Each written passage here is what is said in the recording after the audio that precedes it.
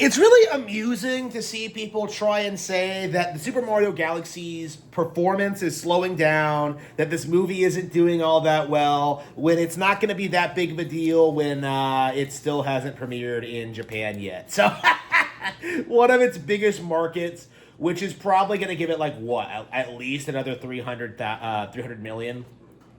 Again, I'm not like super invested in like I'm not super invested in like box office results or anything, but there's no denying, okay, that like the Super Mario Galaxy is going to be the first or second best-selling, highest-grossing video game movie adaptation ever. Okay, Nintendo's dominating this industry. You know, it's bigger than Minecraft. It's bigger than Sonic. It's better than like Castlevania's Netflix cartoon. Okay, and right now we're seeing this period where like people are in denial about it. People are like bending over backwards to try and find something to complain about when it comes to this thing. And I'm very, very curious to see like at what point it all comes crashing down, because it's very possible that by the time the Legend of Zelda movie comes out next year, that they're going to have the first, second, and third highest grossing video game movies of all time. Okay, you know, they're all going to be in the top 20, 25 highest grossing films ever, right? Like these are going to be like cultural phenomenons, and they're going to keep like escalating and becoming more and more successful to the point where they eclipse Avatar and Avengers in relevancy. And honestly, they're kind of already there. Okay, you know, already you can kind of see how the Mario movie has fixed like the core problem with the Marvel films, where it really does just feel like the same thing over and over and over and over again.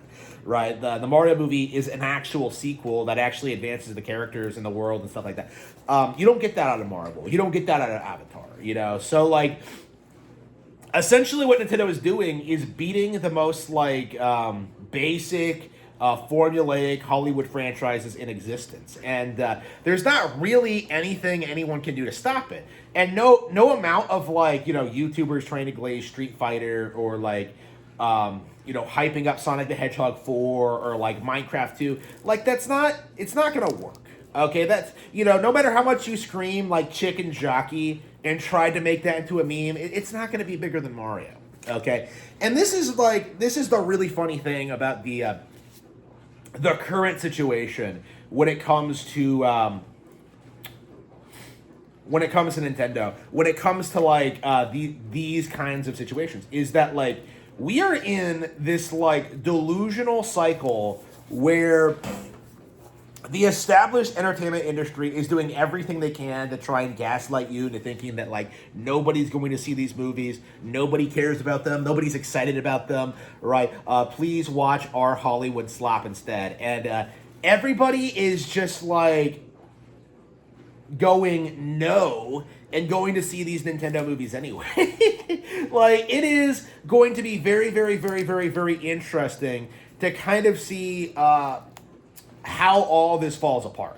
Okay, like do you really think Angry Joe is gonna be able to get away with like making the Mario movie 3 review and like trying to say that like, well, I know the first two movies did well, but this one, it's the worst one of them all. Like, do you really think anyone is gonna take him seriously? Like, really? Like, even with the Galaxy movie review, like, you could see a massive drop off of viewership.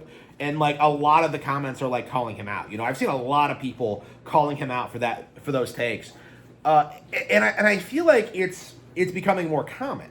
Like, I feel like it's becoming more common for people to just address the reality of these situations, to address what's actually happening, and to point out like the simple fact that like Nintendo is winning. And no amount of trying to tell people that like, well, I haven't played a Nintendo game in over a decade, or like a Nintendo hasn't done anything relevant, like the Switch 2 has no games. Like, these takes are just collapsing before they can get off the ground. You know, like whenever I see someone say that, like I just kind of laugh at them and just ignore them. Like, you're not a fan, you don't know what you're talking about. Otherwise, you wouldn't be making these weird hyperbolic statements. It's just, again, it's very interesting. It's very possible that the success of these movie franchises is gonna be what eliminates the notion that like Nintendo brands are falling off, or that like they can't succeed in today's market.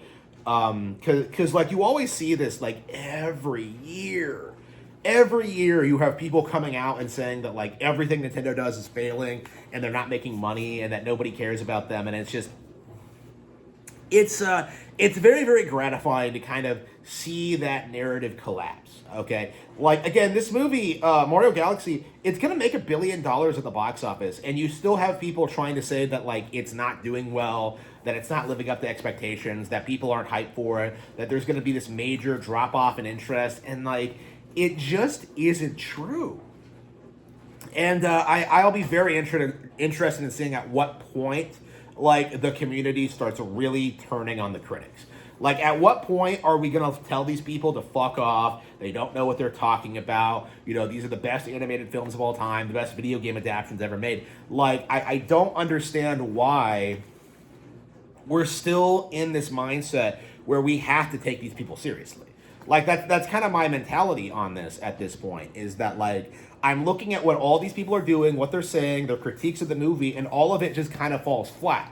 Like not only because they're not fans, but really at the core of the situation is that like they never really wanted to give Nintendo a chance to begin with. And I think that's kind of like the reoccurring trend you see with all these people who just religiously hate Nintendo and just refuse to take them seriously. Like, all of it is coming from people who never had any intention of ever trying a Nintendo game.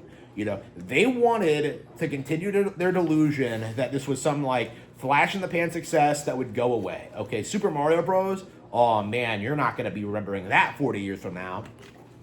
Like, again, like, so many people over the years have tried to tell me that, like, Nintendo sucks, and that Nintendo's the worst thing ever, and that Nintendo is, like, you know, the devil, and that Nintendo is, like, ruining people's lives, and it's just so insanely stupid, and so, like, out of touch with reality. Like, you can't take it seriously, honestly. Like, you hear these things so much, and, like, the reality of the situation is way different than any of these people could possibly imagine.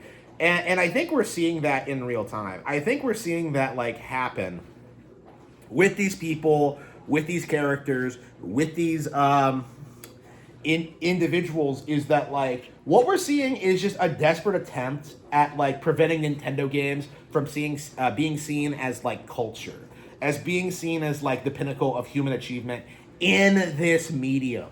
Okay, like, again, the industry wants you to believe that stuff like The Last of Us or Pragmata are, like, these huge industry-defining classics, but the reality is, you know, Pokemon's bigger, Mario's bigger, Zelda's bigger. And we're still in this weird phase where a lot of people cannot bring themselves to admit it.